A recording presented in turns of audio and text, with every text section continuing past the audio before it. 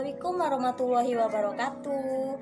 Perkenalkan, nama saya Pia Pia, mahasiswa Pendidikan Sejarah Universitas Sultan Ageng Tirtayasa dan peserta KKM tematik di Desa Kemuning tahun 2021. Di kesempatan kali ini, saya akan membahas sejarah vaksin di Indonesia.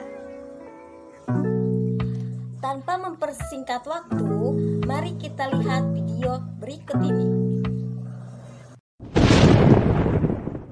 Oke, sebelum kita membahas sejarah vaksin di Indonesia, kalian harus ingat sejarah vaksin di dunia yang telah disebarkan melalui poster oleh kelompok KKM 26 Desa Kemuning. Ayo, masih ingat nggak yang kemarin kita share? Sejarah vaksin di dunia dimulai dari negara Inggris. Vaksin ini ditemukan oleh seorang dokter bernama Edward Jenner. Penemuan vaksin ini dikarenakan sebuah wabah cacar yang melanda Inggris pada abad ke-18. Edward Jenner menemukan vaksin ini ketika ia sedang bertugas di desa Barkley, Inggris. Ia melihat seorang gadis pemerah susu sapi terkena cacar sapi, namun ia tidak terjangkit cacar smallpox. Melihat kesempatan ini, Edward Jenner segera mengambil nanah gadis tersebut dan menyuntikannya kepada anak berumur 8 tahun bernama James Phipps. Selang beberapa hari, Edward Jenner segera menyuntikkan cacar smallpox di tubuh Phipps. Hasil menunjukkan bahwa Phipps baik-baik saja. Bagaimana? Sudah ingat kan?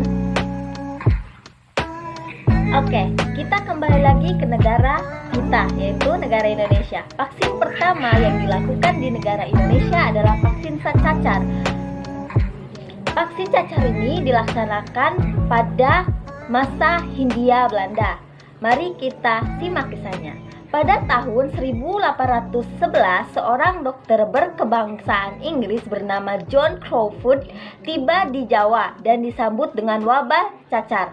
Menurutnya, wabah cacar menimbulkan masalah yang luar biasa di Hindia Belanda. Di Pekalongan, cacar menyerang tiap 3 tahun sekali. Sedangkan di Surakarta dan di Jogja, penyakit cacar paling mengkhawatirkan sebelum tahun 1820. Sebenarnya cacar sudah masuk di Hindia Belanda pada abad 17 Masehi.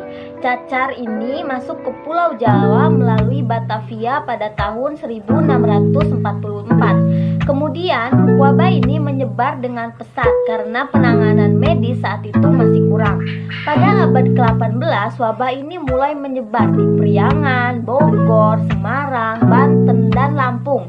Diperkirakan 100 orang di Jawa terkena cacar. Pada tahun 1781, 20 orang meninggal dunia. Pada akhir abad ke-18, banyak balita yang meninggal dunia akibat cacar yang meningkat menjadi 20%.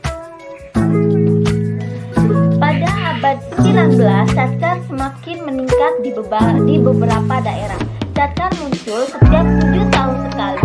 Di Pekalongan, cacar muncul setiap 2 tahun sekali, di mana terjadi puncak dari wabah cacar ini pada tahun 1820, 1835, 1842, 1849, 1862, dan 1870.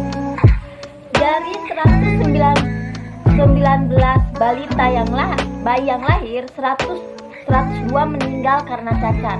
Tingkat kematian balita di bawah 14 tahun pun mencapai 10-30%. Untuk menangani wabah ini, tindakan medis pun dilakukan oleh pemerintah Hindia Belanda.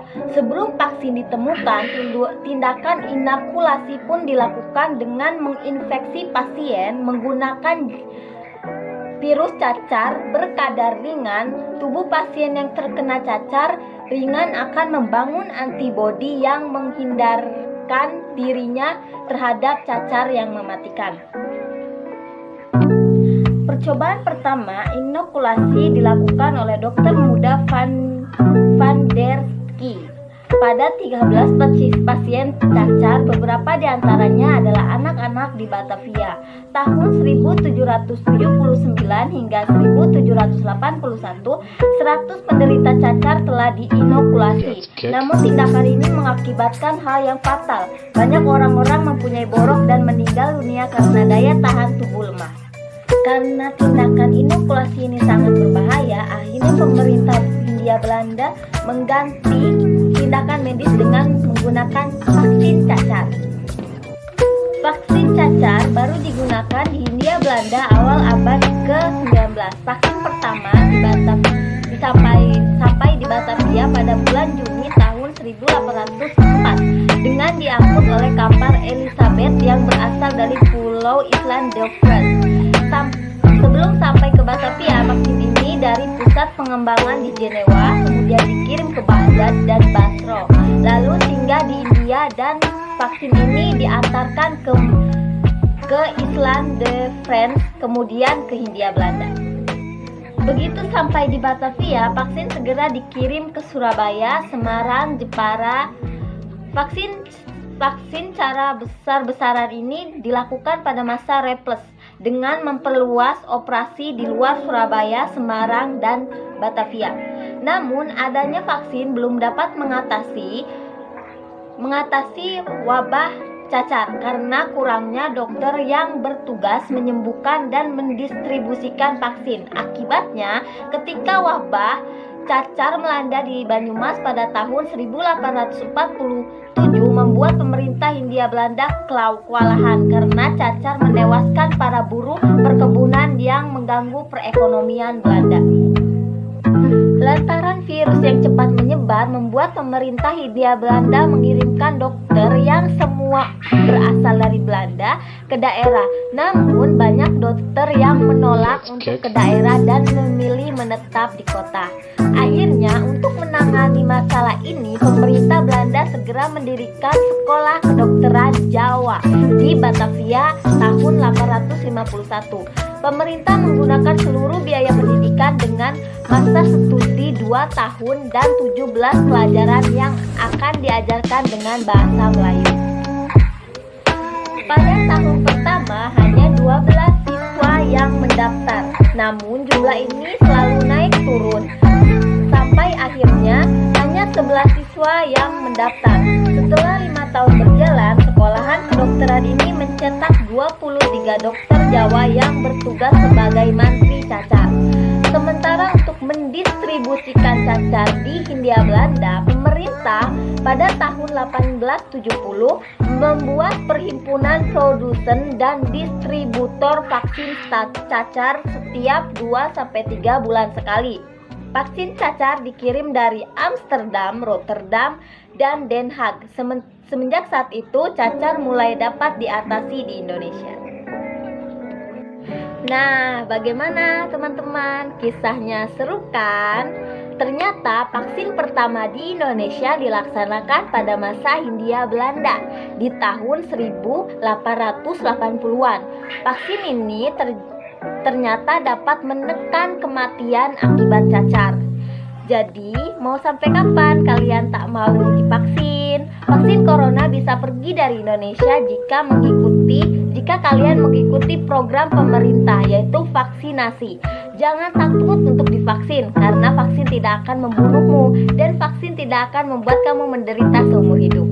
Sejarah mencatat kegiatan vaksinasi dapat menyelamatkan bermiliaran manusia di dunia. Seharusnya kita bersyukur karena jasa Edward Jenner telah menemukan cara pengobatan untuk penyakit menular tanpa membunuh pasien. Coba bayangkan jika vaksin tidak ditemukan dan pengobatan inokulasi yang menjadi jalan satu-satunya untuk memberantas virus, pasti banyak kan yang punya luka dan meninggal. Maka dari itu, ayo daftarkan segera diri kalian di puskesmas terdekat ya untuk mengikuti vaksinasi mumpung masih gratis. Kurang lebihnya mohon maaf. Wassalamualaikum warahmatullahi wabarakatuh. Oh iya, jangan lupa ya pantengin IG KKM Desa Kemuning dan jangan lupa like, comment, and subscribe. Bye bye, see you next time.